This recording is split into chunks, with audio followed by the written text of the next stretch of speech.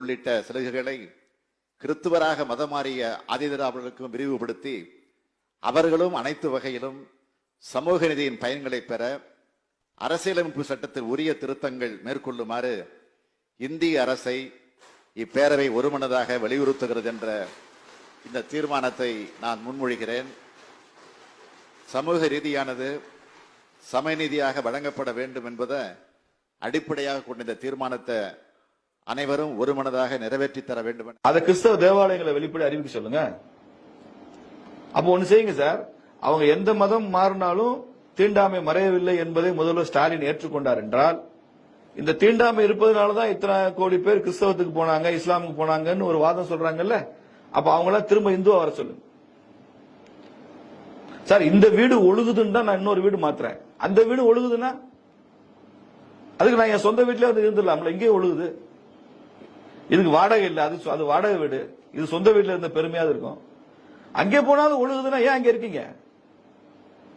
நீங்க கிறிஸ்தவத்துல தீண்டாமை இருக்கிறது, அதனால அங்கேயும் ஜாதி பாகுபாடு இருக்கு, இடஒதுக்கீடு சொல்லு வேணும்னு கேட்டா, இது இன்டர்நேஷனல் கிறிஸ்டியானிட்டிக்கு முதல்வர் ஸ்டாலின் விடுக்கிற சவால். இதை போப் ஏத்துக்குவாரன்னு கேளுங்க. எங்ககிட்ட ஜாதி இருக்கு, ஜாதி கொடுமை இருக்கு, தீண்டாமை இருக்கு, அதனால இடஒதுக்கீடு வேணும்னு முதலமைச்சர் ஸ்டாலின் சொல்ற ஏத்துக்கிறோம்னு போப் ஏத்துக்குவாரா?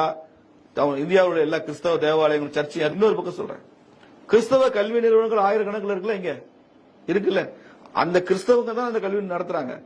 அவங்களுக்கு இடஒதுக்கீடு இருக்கா? இந்துக்கள் நடத்துற கல்வி நிறுவனங்கள்ல தான் மாணவர் சேர்க்கையில் இடஒதுக்கீடு கொடுக்கணும், ஆசிரியர்களை பணி நியமனம் செய்வதற்கு இடஒதுக்கீடு கொடுக்கணும். மைனாரிட்டி இன்ஸ்டிடியூஷனுக்கு அது கிடையாது. தெரியுமா உங்களுக்கு இந்த உண்மை? கிடையாது இல்ல. இப்ப நானே கிறிஸ்தவனா இருந்து ஒரு காலேஜ் நடத்துறேன், ஆர்ட்ஸ் அண்ட் சயின்ஸ் காலேஜ்.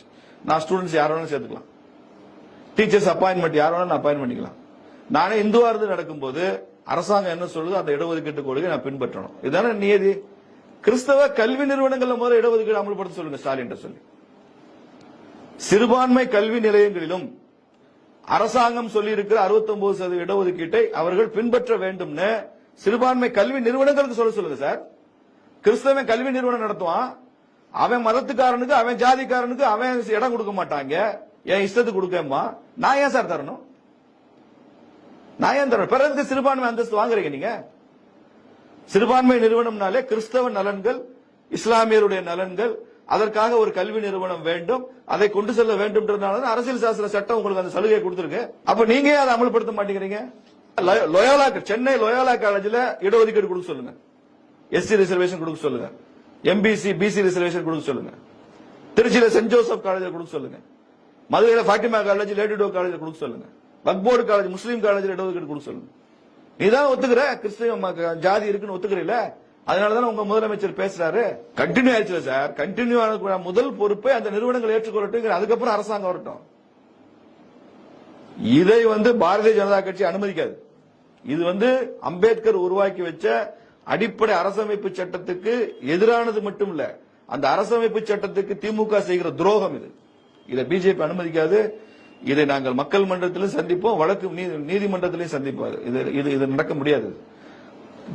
ஒரு தலித் கிறிஸ்டியன் வார்த்தை சொல்றாங்க. கிறிஸ்டியன் ஆனதுக்கு அப்புறம் அவன் எப்படி தலித்தா இருக்க முடியும் சார்? நீங்க தலித்தா இருந்தா இந்துவா இருக்கணும், அதனாலதான் இடஒதுக்கீடு. நான் அதே ஏற்றுக்கொள்ள.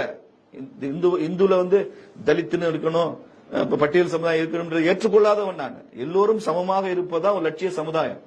நான் ஒரு வாதத்துக்காக இதை வைக்கிறேன். இந்து சமுதாயத்தில் தீண்டாமை இன்னும் இருக்கு, ஜாதி பாகுபாடு இருக்குன்னு ஒரு வாதத்துக்கு ஒத்துக்கொண்டால் கூட அது இந்து சமுதாயத்தின் பிரச்சனை. அதனாலதான் அந்த ரிசர்வேஷன் கொடுத்து இவர்களும் மேலெழும்பி வரும் வரை அது தொடரும் என்பதுதான் பொதுவான புரிதல். நீ அங்கே போயிட்டு இல்ல, பிறகு இது மறுபடியும் இதை கிளற தேவையில்லாத சர்ச்சையை உருவாக்குறாரு. இது மத பிரச்சனையை உருவாக்குறார் ஸ்டாலின். நிச்சயம்